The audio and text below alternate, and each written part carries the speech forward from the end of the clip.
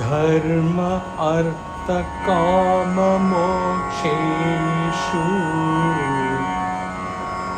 jīvite maraṇe tathā.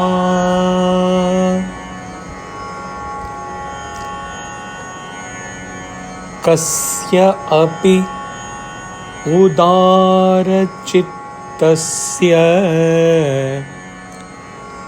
heyopādeyatā nahi.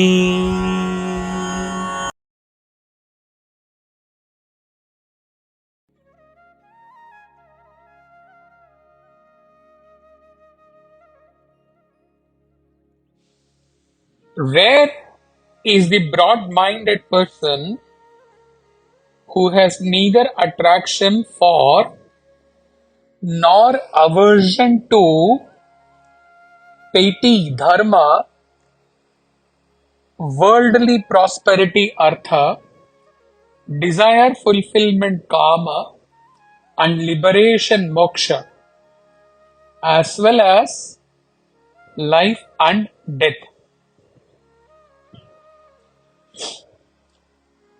There is a long ladder for a jiva to climb from the lower step and to the highest step in his life, from material pursuits to God realization.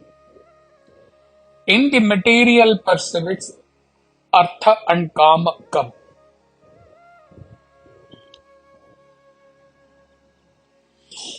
Ideally, artha and kama are to be pursued as per prescribed dharma. And when one pursues these two as per dharma, his eyes should always be on the ultimate goal, moksha. Also, we have been taught in the karma sessions that kama should only be towards moksha and artha should be left to prarabdha once we are in the spiritual path. Then a stage must come in everyone's life when all other purusharthas take a back seat and only moksha, God realization, is the main goal, and all actions, all efforts are focused towards this one goal.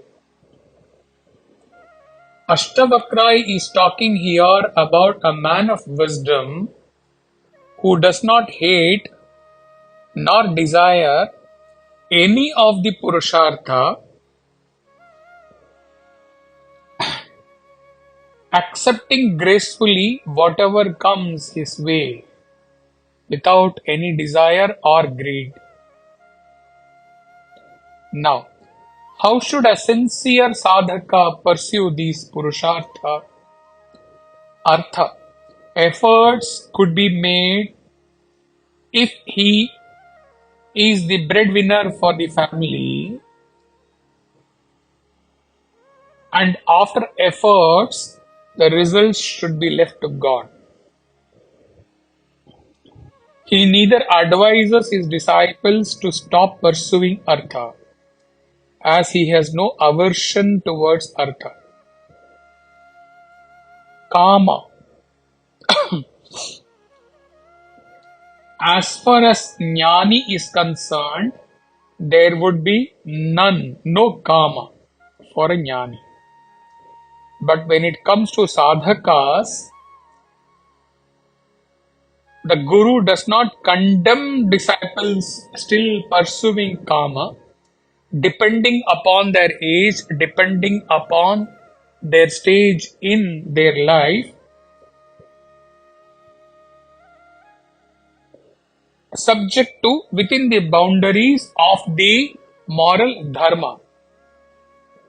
He imparts knowledge to them which would take them gradually, not at a shot, but gradually beyond kama when a stage comes. Dharma.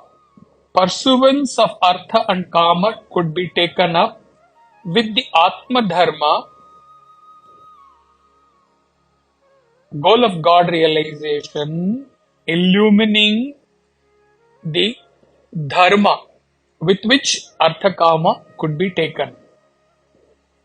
He allows all his followers to follow their dharma, as he has no aversion towards dharma either.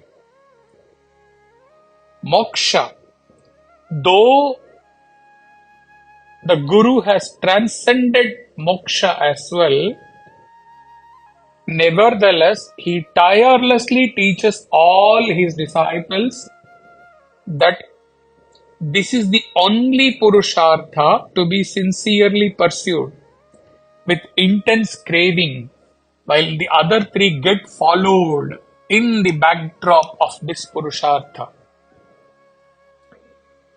A jnani has gone beyond all these Purushartha internally. Even while in the world, even while his body may pursue some of these Purushartha, inwardly he is eternally free from all of them.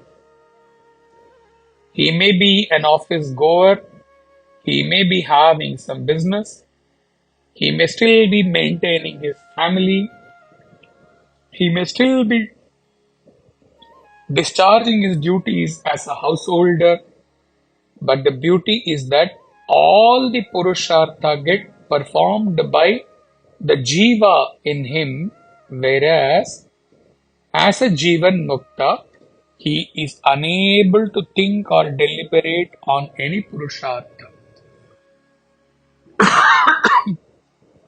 This truth can be experienced upon realization.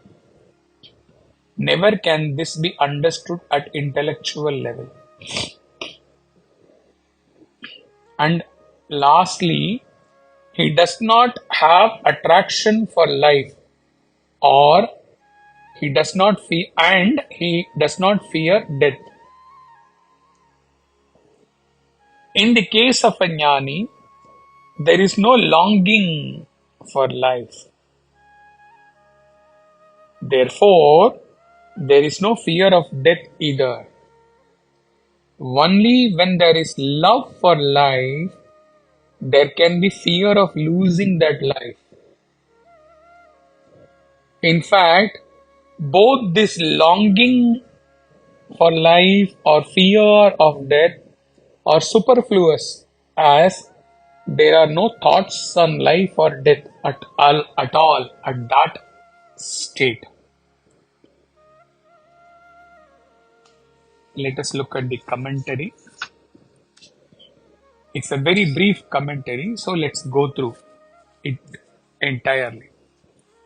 The four different goals in life indicated by the Hindu rishis as a wayside halting places en route the pilgrimage to the ultimate self are all disciplines for the ego to lift itself from its present state of consciousness on to the infinite plane of God consciousness. So long as the ego persists, duties pertaining to these four goals of life are to be certainly respected and followed faithfully, as they can prepare the ego for its final merger in the infinite self.